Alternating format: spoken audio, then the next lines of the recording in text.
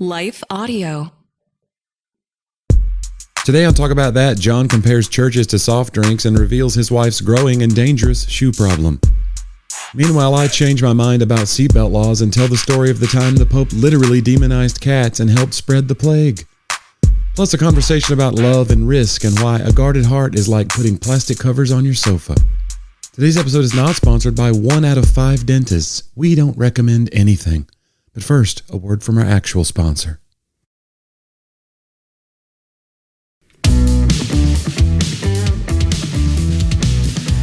Well, pull up a chair, grab the steering wheel, let's talk about that. If you weren't grabbing the steering wheel already, that was a problem. So maybe you're in a red light or something. What if you're in the passenger seat? You should still grab the... Reach over and grab it. Reach over and grab that steering wheel. Hey, come on now. Hey, Jonnie. Hey. How you doing? I'm good. Do people pull up chairs? Sure they do. Is that what you say? You don't pull up chairs? You just sit wherever the chair is? You don't like pull it to the spot? Pull it to where you want to be? Can't be asked to do manual labor? Wasn't that a concept in small groups of like you always want to leave an empty chair so people feel welcome? Yeah. Well, wasn't there an Elijah if there's a thing with closed that group? Yes, we leave one chair open. You want to feel... That happens in small group culture where you like, if your group gets too big, they want to split it because it's... Whoa. Isn't that the thing? When I was leading small groups, I changed that whole verbiage. Oh, did you? We don't split groups here. We plant groups here. Oh, boy. Come on now. This feels... Yeah. Hey, listen, I don't need you to split this group, but would you mind half of you... Let me split these hairs when it comes to... Would you mind... I'm going to do the exact same thing, but call it something different, and I'm a wizard. You did not see what you think you just saw. That's ministry. Listen, I'm going to tell you, and our church is running 10,000 today. That's right, because you kept planting people in other people's churches. That's right.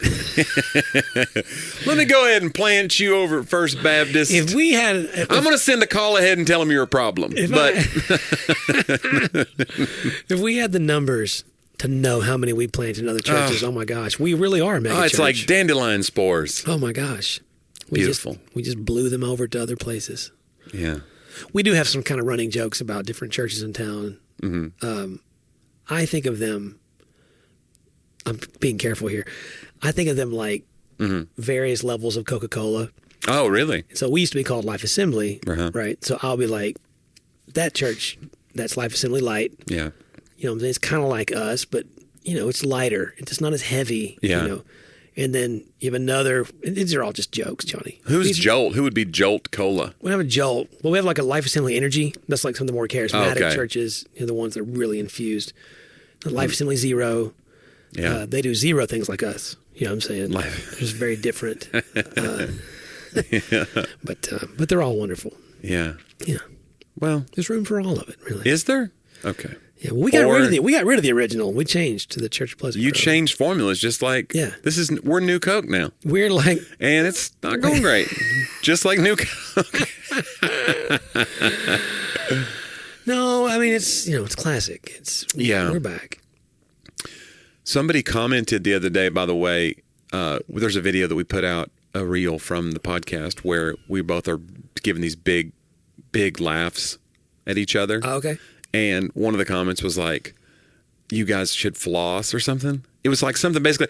I don't have a great laugh where I'm just not like completely exposed and showing my big donkey teeth.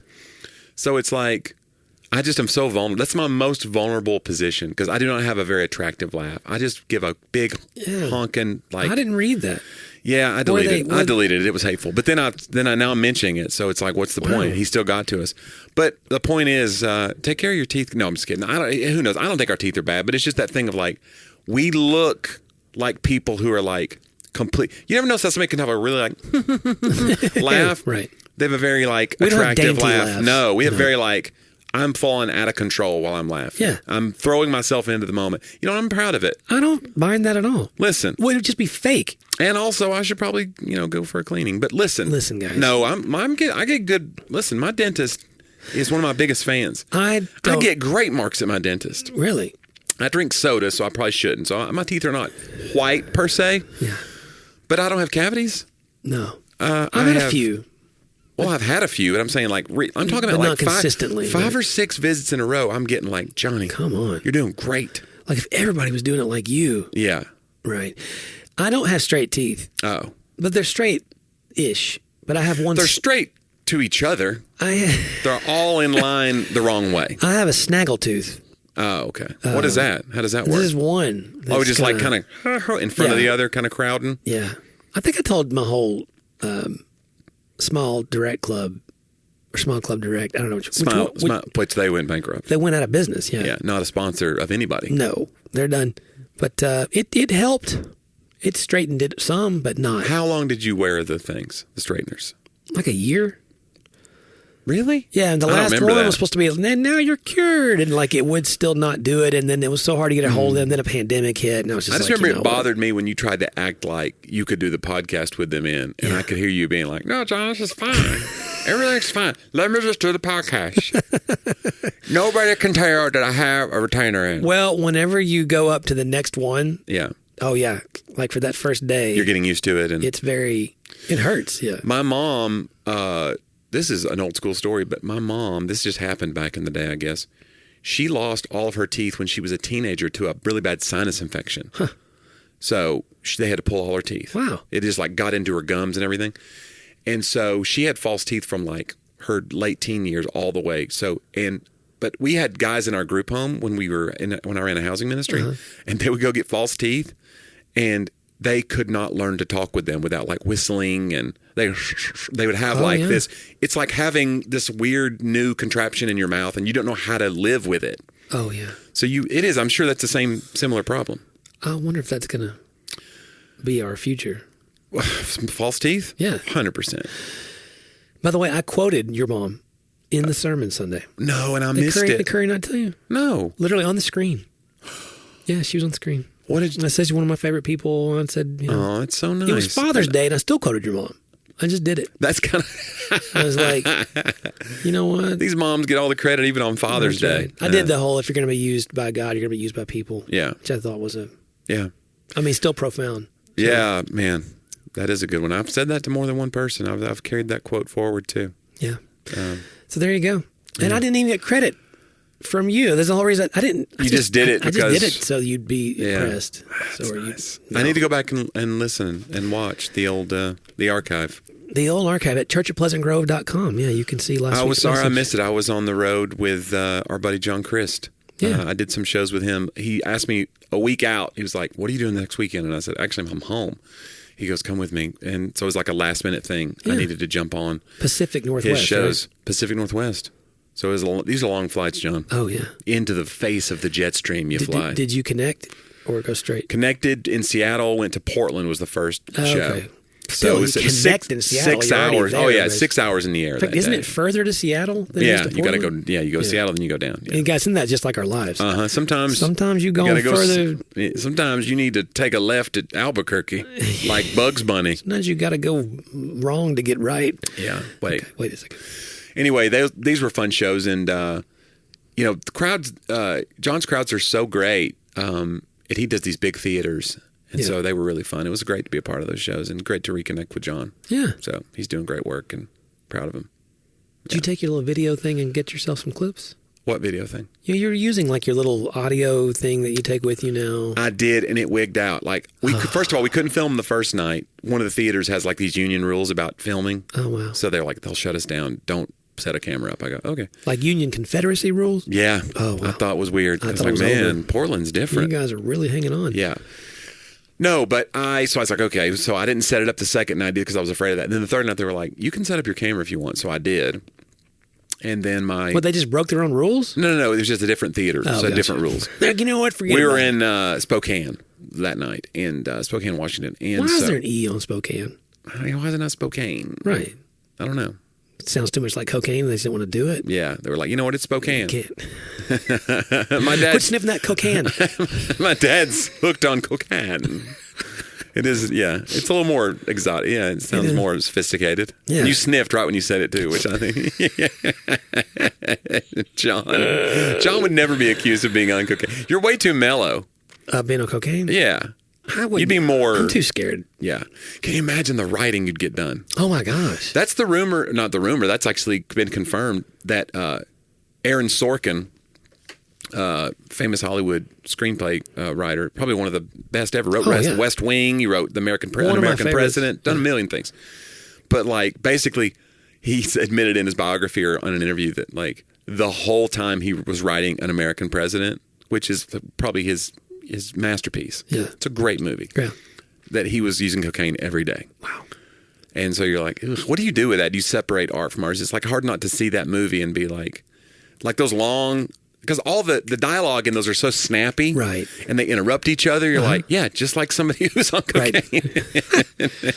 Yeah. No. Did he take cocaine during West Wing? I don't know his drug history, but I don't know if it's one of those things where you can just don't keep stop a and start. timeline. I don't keep a timeline of Aaron Sorkin's cocaine use. But I'm gonna tell you, I tried. Would that disappoint you if you knew that it to be true? I don't know. I think it would. I don't know. No. Yeah, it's hard to. It'd be all right. Yeah, people have addictions, John. I want my wife all the time to let us restart West Wing again. Yeah. And she's like, no, it's too soon. Like we've done it. I think Too soon. Oh, since last time you saw it. 3 or 4 times all the way through. But I'm like, Oh, yeah, I've but not there's done so that. much dialogue. We can't remember it all. We kind of Yeah. know the storyline. Yeah. But the dialogue is what's so good about it. That's why I watch The Office so Well, and they much. talk. Well, but in the West Wing is different than the Office. The Office is dumb people. West Wing, everybody's smart, and they're saying things. It's almost like pages out of a book.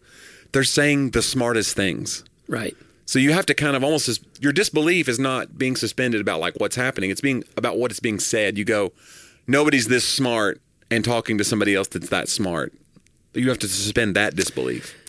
You hope that government people would be that smart. I feel as if we could make a lot of statements right now about the intelligence level of the conversations happening in the White House in the last, say, I thought you were going to say about. I 12 thought you were going to say about the podcast. You're like, you're right. No two people could ever have a smart conversation, and we've proven it with 300 episodes. 300 episodes, guys. Yeah. You know what, though? You know who doesn't give up on us in all those episodes? Who's that? Our sponsors. That's right. We appreciate them. We do. Yeah. You should take a moment. Whoever they may be. Yeah, let's hear from a few of them right now.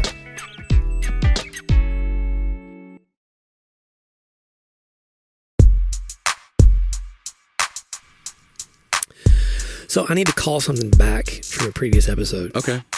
Is this issuing an apology or something? No. Or a retraction? No. If you go back in the archives, then you'll know that we used to have a shoe rack in our closet. Mm-hmm. In the middle of the closet. Big. It's full of, it's a lot. It's like, how many shoes does it hold? I don't know how many it held, but one day we came in and it didn't hold. And it just collapsed. It was like a shoe avalanche. The shoe that broke avalanche. The shoe that broke the camel's back. It really was. So we made a whole thing. We talked about it on the podcast, and because you heard a noise, or you didn't hear the noise. Right? Yeah, we heard a smash, crash, pow, and so some onomatopoeia, and you run in. It was Batman fighting somebody. I couldn't believe it. He knocked over Laura's shoe rack. So I put up a sturdier shoe rack. Yeah. And I zip tied them together, 2 shoe racks, really back to back. It's back to back shoe rack. It was rack to rack. And so the other morning we woke up. Yeah. Jonnie, yet again. Maybe the zip tying, like you shouldn't have one shoe rack leaned on the other. It's too much. You violated the. It just crumpled under the weight over time of Laura's shoes. These are big shoes. How big is Laura's foot again? I'm not trying to make any. She has like a tiny foot. It's the volume, Jonnie. Yeah. The volume of shoes. And I told her, I was like, can I talk about this? She was like, yes. I was like, okay, because I'm not. But I'm telling you, she took pictures this time. Mm-hmm. I mean, we couldn't get through the door, and it just collapsed. Like, not sideways either, like forward, long ways, which is odd. Yeah. And so, at any rate, I went to Lowe's. Maybe it's like Toy Story. When you guys leave, the shoes come alive. You know what I'm saying? Something's going on in there. Shoe story. But you spell it like with an E, story. It's like a shoe store. Like it's inside of a shoe. Dude, I just wrote the next Pixar. You just wrote Pixar's next big hit. Okay. Speaking of, I want to get... The high heels are all like dainty, and then you got the like mud boots are in love with her. Okay, anyway, go ahead. Mud boots talks like in a big redneck accent. Yeah. Like you. But I then went and bought one of those, Jonnie, this time, like metal racks, like the one we have in the church kitchen in here. Right. You know what I'm talking about? Super reinforced. The ones that like you build the poles up and you slide the things down and they kind of catch, like it's made to hold, commercial kitchen equipment. Right. If this one collapses, well, I don't know what's going on, but it's in there now and it's all holding. But we counted the number of shoes. Oh, no. What would you guess? I'm going to say 100 pair. I want to say we were at 180 pairs. Does she wear all of these shoes? No. But they've been worn before. Does she have to? She can't wear the same shoes again, so she has to go get more. She can, but the styles change, Johnny, all the time. Well, that's when you donate those shoes. Well, we did donate about 60-something pairs. Wow. Away. So, but where did you take them? So we can release this on the thing, and you can go get Laura's old they're shoes. at the Goodwill in Mount Juliet. Goodwill, Mount Juliet. Go check it out if you want. They've refreshed their stock. You know, and so I put this big shelf up, and what if their shelves collapse? Wouldn't that be amazing at Goodwill? Like, we can't hold all these. This woman's cursed. They literally, I had to buy 2 shelves. Yeah. Because you know the way those work, they only come with like 5 shelves. Yeah.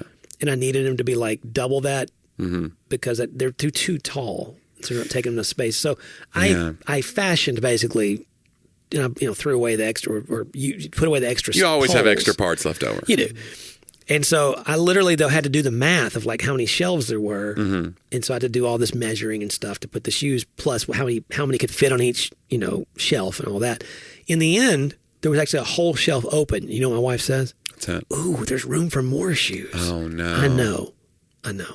So there we go. Shoemageddon. It continues. It does. We're in it. Well, you listen, that's fine.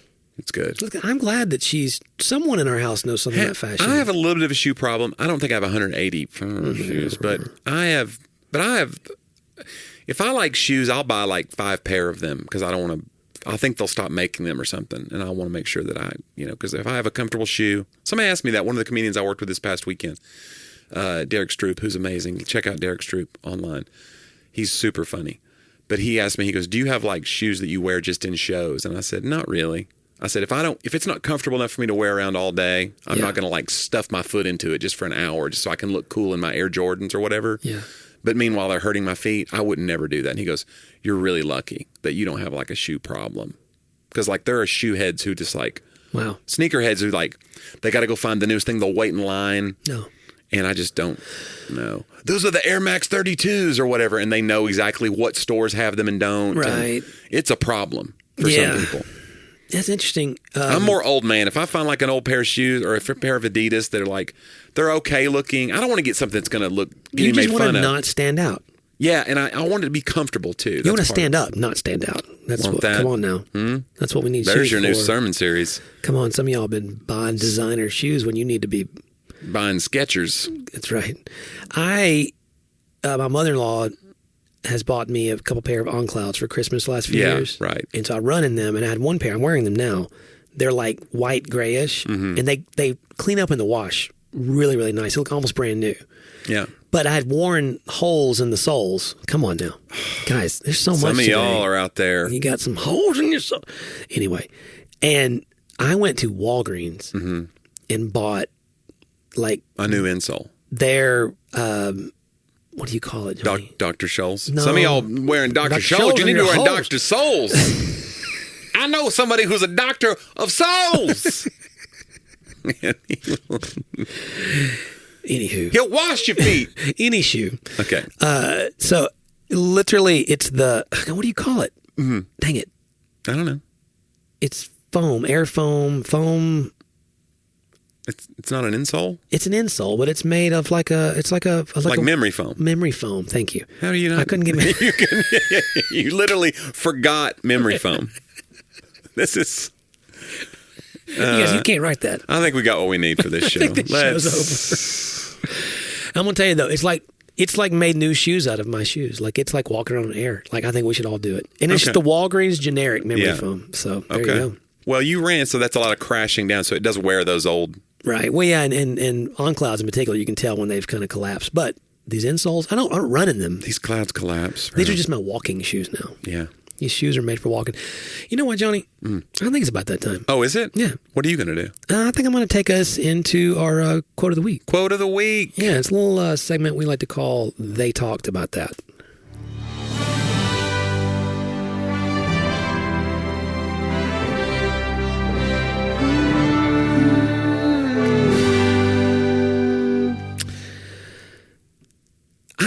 I do a lot of C.S. Lewis, but this one was so good. He's Clive Staples Lewis, a classic. Unapologetically, I don't mind repeating C.S. Lewis. Man.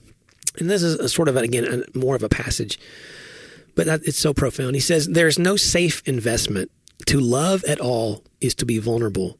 Love anything, and your heart will certainly be wrung and possibly be broken. If you want to make sure of keeping it intact, you must give your heart to no one, not even to an animal. Wrap it carefully round with hobbies and little luxuries. Avoid all entanglements. But in that casket, safe, dark, motionless, airless, it will change. It will not be broken. It will become unbreakable, impenetrable, irredeemable. The alternative to tragedy, or at least to the risk of tragedy, is damnation. The only place outside heaven where you can be perfectly safe from all the dangers and perturbations of love is hell. I mean, it's a fascinating way he pulls together all the imagery of that. Yeah, gosh. That you can't, and we talk about that in our house, like relationships hurt, friendships end, they aren't what you expect them to be sometimes. And there's that question, I think, among lots of people today. I think it's been there since the beginning of, is it worth it? Right? If it hurts this much. Right. Are you better off just preserving yourself by just isolating? Yeah. Which is, I mean, it's a real temptation. And it's easier to isolate than ever before in human history. You can isolate and still have lots of quote unquote connection via your device, but not real connection, right? And what is real connection? I mean, I don't want to be the guy that says you can't really connect on your phone, because you can. But it is so easy to have 1,000 friends and no one really knows you. Well, even on a phone, like you're taking a risk, we're still reaching out for friendship. So I mean, it's not even fair to just say it's only technology, but the idea of if you stop taking risks and putting yourself out there, you think you're protecting your heart, but really you're putting it in a casket. Yep. You're isolating it. You're putting it in this soundproof booth, and it will die there. Yeah. It'll, like he said, it'll change into something else. Yeah. It won't be a heart anymore. And so like there's risks. Yeah. We talk about risks, but we take creatively all the time. And that kind of sets us apart because of what we do. Risk is everything. That's part of, if I think of something, I did a joke yesterday on stage that I wrote as I was saying it. I was saying, I was just thinking it. And I was like, I just felt like the right crowd for it. And they laughed. And it's like, there's such a thrill that you get from taking that risk that people with regular jobs, I don't know if they can even quite understand it, but we all take risks by putting ourselves in relationships, and then sometimes you get hurt and you go, was it even, should I have just, I'll never love anybody like that ever again. And that's somehow worse, than the failure of a relationship is like deciding that I'll protect myself from this failure by just becoming isolated. Yeah. And there's the feeling too that whatever's in the future can't be as good as the past, or that it cancels the past, which means the past is a waste. And I believe pain never has to be wasted, even if it arises from your own mistake. I think we sort of have this I was quoting an old 90s country song on my sermon Sunday where they talk about... You quoted country songs and my mom? You're just all up in it, man. You're all over the place. But Laura and I were listening to it the other day, and, she put some 90s country station on, and it was like at the end, it was like they're bragging about being Southern. Yeah. And they say, their last line is we work real hard to get to heaven.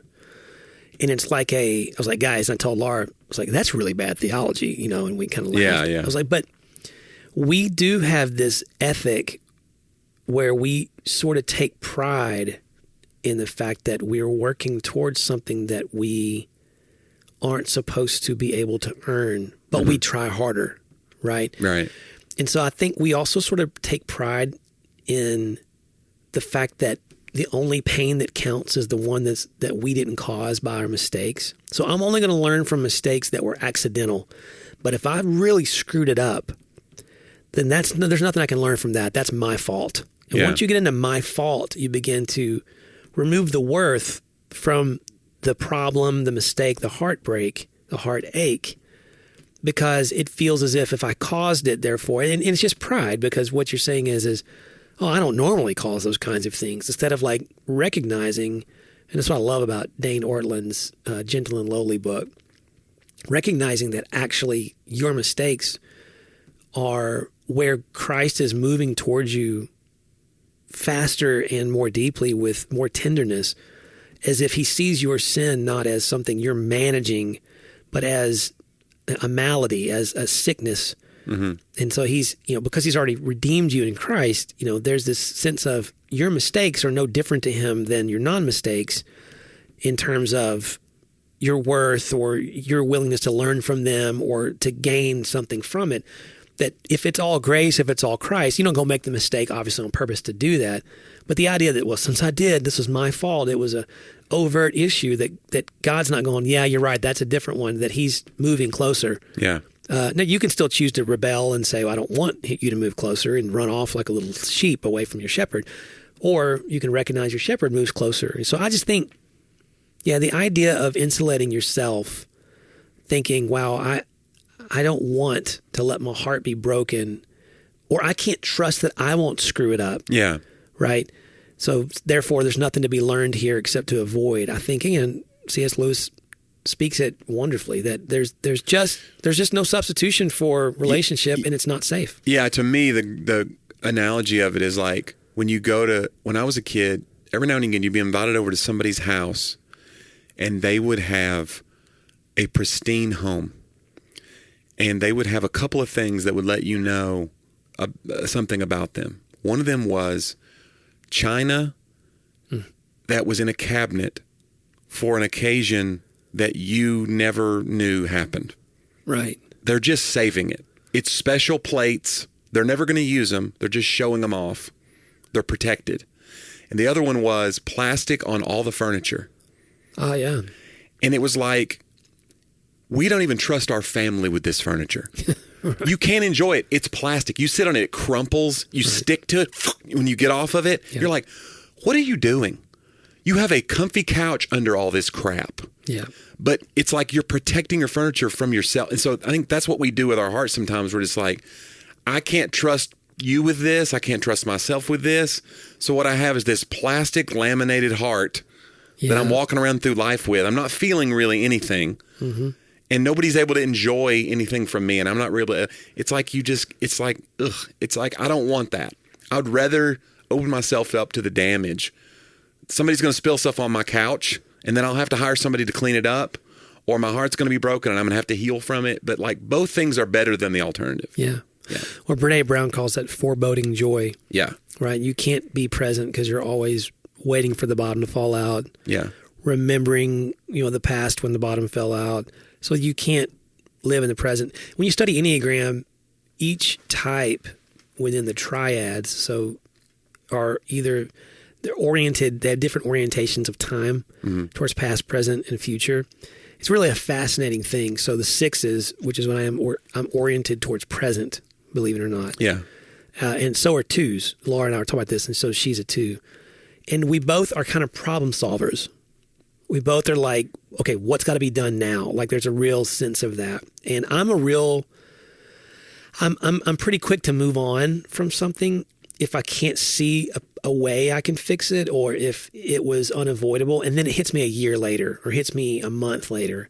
So my first inclination is past, and the future orientation part of me, everyone does all three, but I'm present first. Right. The future part for me is always preparing, right? Preparing, trying to avoid what could go wrong.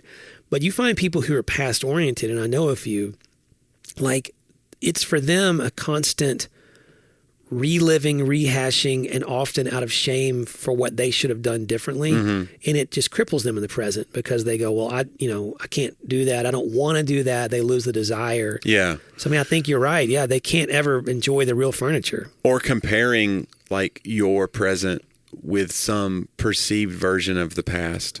Or maybe it's an accurate version of the past that was some great thing that you go, I peaked then. I peaked in high school, and I'll never be that person again. And so you're just like, yeah, I don't know. That's why child stars, like, can you imagine? No, like peaking, you're 7 and you're already a millionaire, and now you're forever being compared to your 7-year-old self. Yeah, then you're not cute. You're not cute anymore. They bring in the cuter kids. Like, no wonder they end up warped. Like, of course they are. Right. Like you're in a system that's manufactured to make you only dwell on your past. Well, and you're suspended in animation because the movie gets played every year. Every time that Home Alone comes around at Christmas, Macaulay Culkin's like, here we go. Yeah. You know what I'm saying? And he looks just like he did then, but that's, Yeah, it's wild. It's interesting, which is why I got out of television. That's why John early. decided not to be a child star. He was like, I don't love this. I don't love what this does to kids. I don't like it. I don't want to be part of this. They're like, John, but you're so cute. And you're like, I know. I'm the cutest kid that ever was. C.S. Lewis does it again. Clive Staples Lewis. Are we doing the new? Are we doing the news? Brand Johnny's old joke of the week? Oh, wow. We are doing it. Are we ready? Do you still have the old music queued up for us? I got this. Yeah. Get ready. All right, here we go. Johnny's joke of the week. Do you have a name for this? Johnny's joke of the week or Johnny's old joke? Johnny's old joke. Here we go.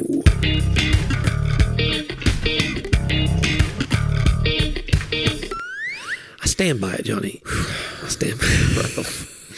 All right, this is from our pal Groucho Marx. Oh. He said, outside of a dog, a book is man's best friend. Inside of a dog, it's too dark to read.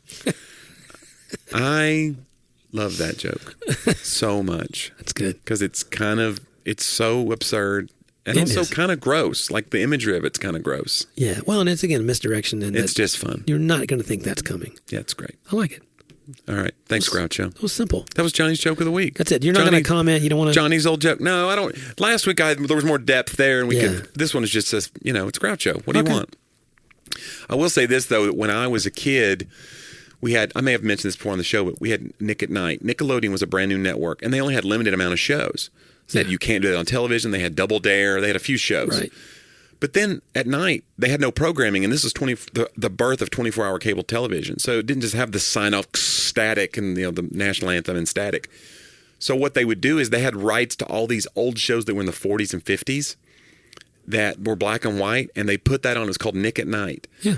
And so when I was like 11 or 12, I watched Nick at Night, maybe 10 even, and they had Groucho Marx, You Bet Your Life. They had Burns and Allen, George Burns, Gracie Allen, when they were a comedy team. Yeah. The Jack Benny Show, The Many Loves of Dobie Gillis. And I watched all those shows. And so, like, a lot of my comic sensibility as a kid came from, like, George Burns, who was probably 100 years old at the time. Yeah. But I was watching him in his prime in the 50s and 40s. And I thought that was so fast. So I love that stuff. So Groucho Marx, like, it's not just like I read that in a book. Like, I remember watching Groucho Marx when I was a kid, even though that show had been off the air for like decades. Wow. So it's weird. But anyway, shout out to Groucho. Yeah. I wonder, he's probably super problematic now. We just don't know. We're just like, oh yeah, Groucho, whatever. Who knows what he did? He smoked a lot. I will say that. That guy smoked a cigar. Yeah. Have you noticed, by the way, that kids nowadays, when they say smoke, they no longer mean just cigarettes. It can mean smoke usually. Yeah. Do you smoke? Yeah. Do you smoke? Or smoke weed. Yeah. Yeah. But it took me a while to figure out that's what they meant. I mean, not that long. Yeah. But you're like, oh, that's interchangeable now. When they go, you smoke? We were a kid and you said you smoke, it meant you smoke cigarettes. Right. And then they would say different. Oh, do you that kid smokes pot or whatever. Well, I'm not old enough for you to say grass or something. You know what I'm saying? Anytime I hear somebody say grass, I'm like, wow, you're the generation ahead of me. That guy smokes grass. You're a hippie. That's fun. John, it's time for us to go back. Okay. All the way back. This week in history, we call it Talk About Then. John, this week, 1966, was the birth of the Miranda warning, which you've probably been given many, many times. Oh. Do you know, basically, could you summarize the Miranda warning? And listen, we only know this because of cop shows on TV, right? You have the right to remain silent. Okay. Good. That's right. So far. Hold on, wait for it. You have the right to remain silent. Anything you say can or will be used against you in a court of law. Right. You have a right to an attorney. Mm-hmm. If you got to afford one will be provided for you. You miss one key point, though. You have the right to have a lawyer with you during questioning. So they don't often say that in the cop shows. If you cannot afford a lawyer, one will be appointed to you before questioning. If you wish, if you decide to answer questions now without a lawyer present, you have the right to stop answering at any time. That's something that they don't say in TV shows. Yeah. But so it's like, in other words, if you can answer this one, but if you get uncomfortable, you can stop answering. Yeah. We can't hound you after that. So can it taint the evidence if you're questioned without your lawyer. Yeah, if you don't, I guess if you don't give them the statement, they call first. it being Mirandized. If you don't get Mirandized as a potential whatever, then they can throw out the whole case if they find out you didn't. So it comes from the case of Miranda versus Arizona, 1966. The U.S. Supreme Court ruled that a suspect must be advised of their right to remain silent and their right to an attorney before questioning. It's become known as the Miranda warning, and it gives the long blurb of it. So, yeah. So I don't know what happened in that case to make it like, okay, this guy's his rights were railroaded in some way, probably. I wonder if it's connected to the Bill of Rights. You have the right in the Bill of Rights in the Constitution to not incriminate yourself in a court of law. I wonder if it descends from the same idea that you have the right not to confess or whatever if you don't want to. Yeah, I was thinking a lot about that too, like our idea of rights and civil liberties, and then how it's formed into like you have libertarians who believe like I don't want any encroachment of the government on me, and where that ends is where it encroaches on someone else's rights. Right. So like I have the right to play my music loud, but if it encroaches on your right to privacy or your right to not have, Def Leppard playing, then that's at the point where even a libertarian would say like, okay, I've encroached on you. But I was thinking about that because I did my traffic school from my ticket. That's right, because I had it Monday, so I was a little bit of a speed demon. So I had to sit through a little 4-hour class, and but it's a cop, and it's interesting. These police officers do these classes after like an 8-hour shift. He'd already been working 8 or 9 hours that day. Wow. And he was talking about how like we do these to educate the public, but I want you guys to be participating. He was a nice guy. And he said, I want you guys to ask any questions anytime. He goes, but we do this because we're trying to demystify police officers to the common, a public person. And we want you to know like we're here to protect you, blah, blah, blah. And this is why this law is a law. And one of the things he talked about was seatbelt laws. And I put my seatbelt on all the time now. But honestly, I went through a period in my 20s and teens where the seatbelt was just very like, I'm going to go to the store. I don't put my seatbelt on. And I just thought, and I would even probably say at some point in my life that like, well, look, it's my right to kill myself if I want to, in a car crash. Like, you shouldn't, seatbelt laws are a violation of my, and he talked about that. He goes, there are people out there who still believe this. And I wear my seatbelt religiously now, but honestly, it's because my car has a ding. It'll ding if you don't put it on. Right. I would forget probably. Yeah. After a while I would forget, but it's like I know it's going to give me the warning. But he showed this ad, and it was from another country, and it was a guy in the back seat that didn't have his seatbelt on. He was in a car full of people, and he was the only one not buckled in. And it showed a crash in slow motion. This is all dramatized, but it showed a crash in slow motion, and he's banging around in the car when it's crashing. And it showed this person in the hospital, and it showed him in slow motion. It said, Bob is about to give his best friend brain damage. Wow. And he's being slung headlong into her, and his head crashes with her head. Ooh. He's about to give her long-term brain injury so basically he didn't buckle in. So I was like, wow, even a libertarian would have to look at that and be like, yeah, I'm now putting this person in the car at risk. I'm going to become this projectile in an accident. So my right to not buckle in now encroaches on their rights to not have brain damage. But what if you're riding the car alone? I thought that was always your thing. I'm just going to the store by myself. There's no one else in danger. The reason I changed my mind on that is because your insurance rates are going to go up because I'm an idiot and I got thrown through the windshield of my car. I can buy that. So now that we have public health care and all that, or where we have some version of it, we have like the Affordable Health Care Act. So my rates now go up every year because of idiots that don't buckle in. That's true. So on all fronts, just please buckle. So if I could say one thing to you today, this has been Johnny's safety tip. Do we have music for that? This is a PSA. Okay. Anyway, so I don't know how we got there from Miranda, but it was interesting. Yeah. John, finally. Well, I actually wanted to say we had a big quick quote that we wanted to read about Juneteenth because it's Juneteenth. Oh, yeah. So that's one thing from history from today, because today is Juneteenth, and it's becoming people are learning more about it. And we had a great quote about it from a Christian perspective from a pastor that we follow on Instagram. Yes, Glenn Packiam, I'm assuming is how we pronounce his name. Yes. By the way, I talked about Juneteenth in my sermon on Sunday. And my mother and country music. I'm telling you guys. This was a very diverse. There was a lot there. We were there for 2 hours. It was packed, this sermon. Yeah. He says, it's an Instagram quote, post. Yeah. Sorry. To the best of my admittedly limited knowledge, America is the only nation to have fought a war with itself to free slaves. Therefore, there have been many slave revolts in history. There were other countries and empires to abolish slavery before America earlier in the 19th century, but none went to war with itself to end it. That is something all Americans can be proud of, however complicated the story is. When Dr. King, 100 years after the Emancipation Proclamation, worked through nonviolence and creative resistance to reform laws and practices that kept racism and inequality alive, he grounded his dream in Jefferson's ideals, which Jefferson himself fell short of, and Lincoln's courage. He appealed to America's best ideals and more noble precedents. The work was far from over, but the seeds of change were there. And then I thought this was interesting. As Christians, we know that Jefferson's notion of unalienable human rights, Lincoln's moral clarity, and Dr. King's unwavering convictions were nourished by Christian teaching for 2,000 years. Christians believe that all humans are the imago Dei, the very image of God.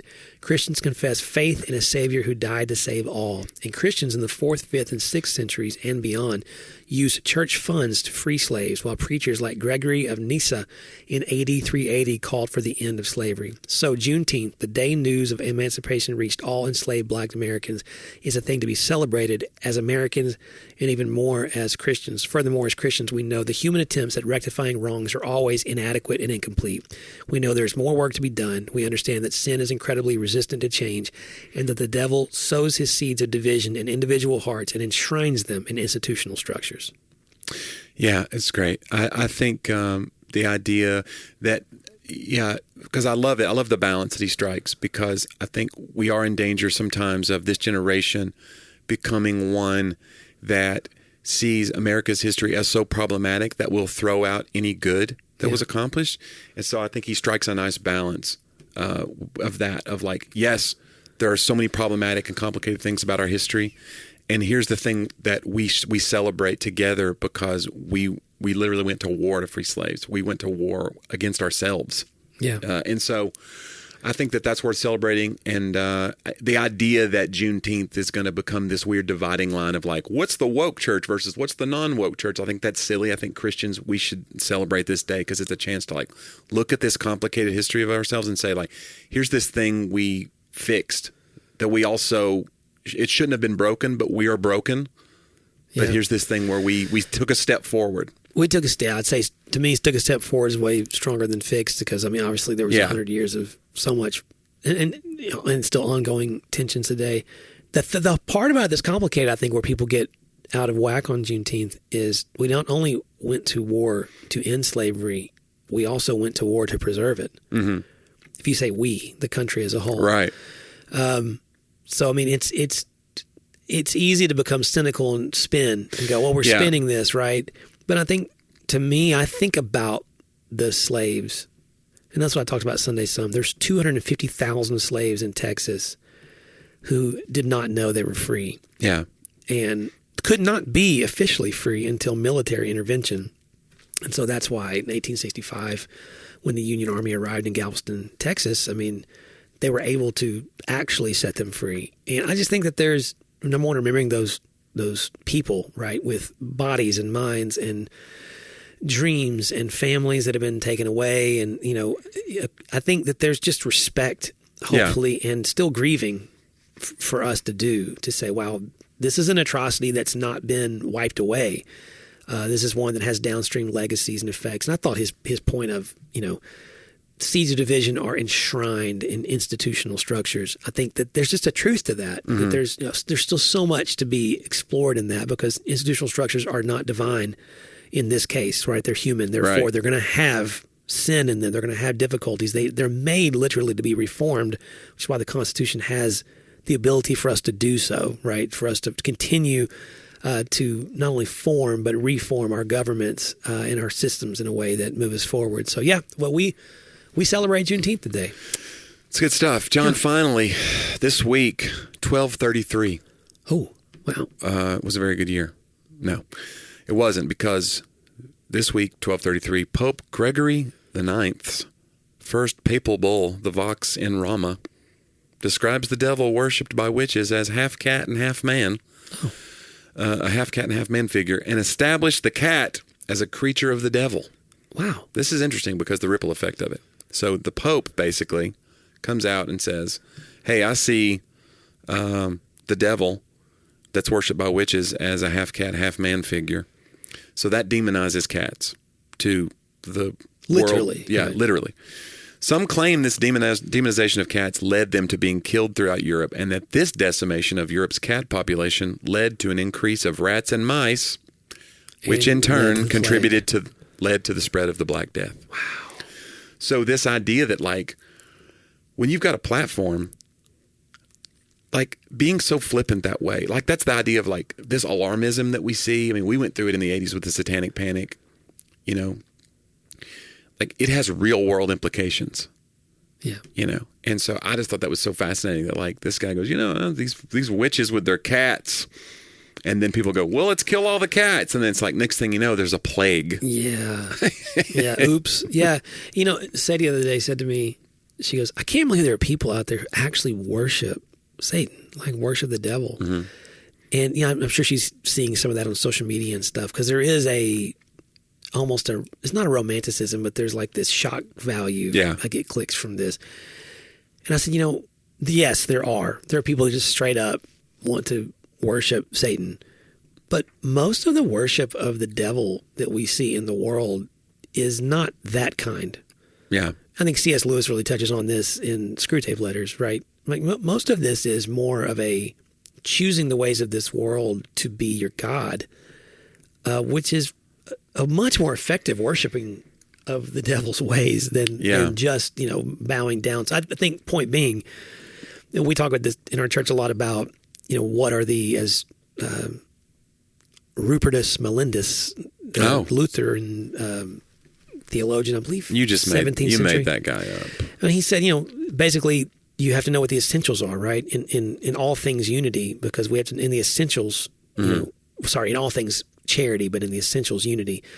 So cats should not be in the essential list. Right. Right. At the moment that the Pope is making a statement about that. Yeah, you're off the script. And there's something that it's not a victimless crime. That's what the whole getting off the script of the gospel is not a victimless crime. It has wide-ranging effects where now you're creating downstream, especially as the next generation takes that and they make it a part of their collective catechism, right? Of literal catechism.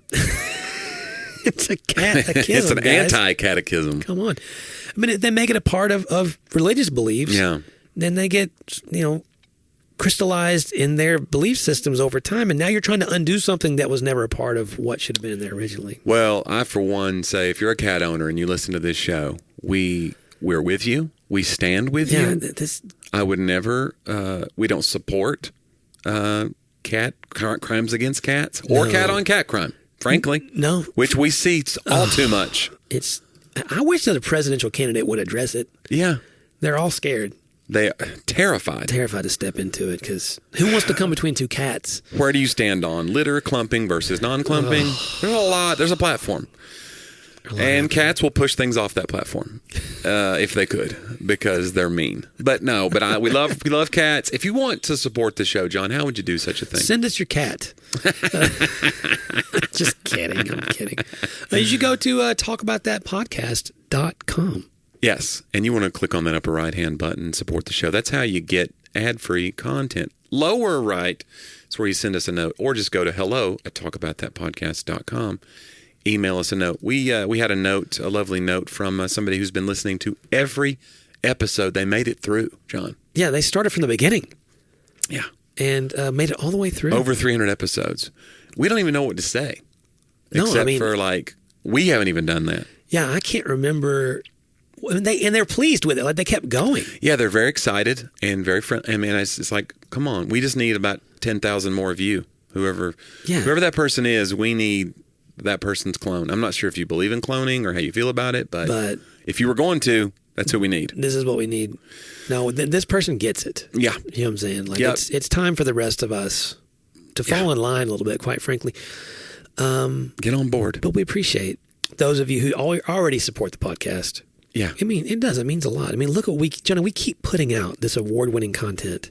We're building something special. We're giving ourselves the awards. Let's be clear about that. Yes. It's more of a figurative award. Yeah. We can't afford participation to, like, actually make awards. But Yeah, come be a part of it, man. Check out Jonnie W, JONNIEW.com for new tour dates, new videos. I'm in Kilgore, Texas this Sunday, June 23rd. June 28th, I've got a show in Casa Grande, Arizona. Big house. The big house. We're going to the big house. I actually have to make a video for them today, and I'm going to say that and be like, God, I can't wait to get to the big house. Are you guys a prison ministry? But yeah, Casa Grande at Crossroads Church. So come see that show in Arizona. Come see me in Kilgore, Texas this Sunday. Yeah. And lots more on the website coming up. Yeah. Nothing really on my website to see right now, Jonnie. John, that's not true. I'm in the middle of writing, which is good. You're in a cocoon of creativity. I am in my screenplay. Okay. Yeah, and I am loving it, actually. It's taken me a little time. I can't wait to see how extra pretentious this makes you. Oh. As a screenplay writer now. It's going to, no. Well, I'll just tell you, I don't know, man. First, we open on, and you move your hands like you go, we open on a huge vista. I did that with you at lunch a little bit today. You did a little bit. It's okay. I'm pretty excited about character development. I let you do your elevator pitch on me, and it was fine. It was good. I actually liked what I heard. Well, actually, I have, if you want the elevator pitch, I actually have what's called the log line. It's the one sentence. Okay. I'm not giving it here. Oh, don't. I guess I could. You'll give it no, to I'm give not. it to me later in the Later, in the elevator. Well, I gave you like a full, here's where I am in this scene, that scene. And yeah, you. We open on this. We zoom in on this. We zoom back on that. Yeah. I'm like, okay, it's a lot of zooming. Oh, wow. I did not do a lot of zooming. Just the eyeball. What? That's too much. What if I made it like just real avant-garde? Yeah. Like just real random and weird. This is a strange art house film. Why would he do this? We want our money back. Yes. Sorry, I've already spent it. It's too late. Yeah. On all of these special effects. Yeah. Well, anyway, hey, you guys go to the website, though, man. Go back in the archives like our friends have done and enjoy yourself. Spend some time there, man. Share with your friends, family. Leave a review. It means a lot to us when you do. Hey, let's do it again next week, Jonnie, here on Talk About That.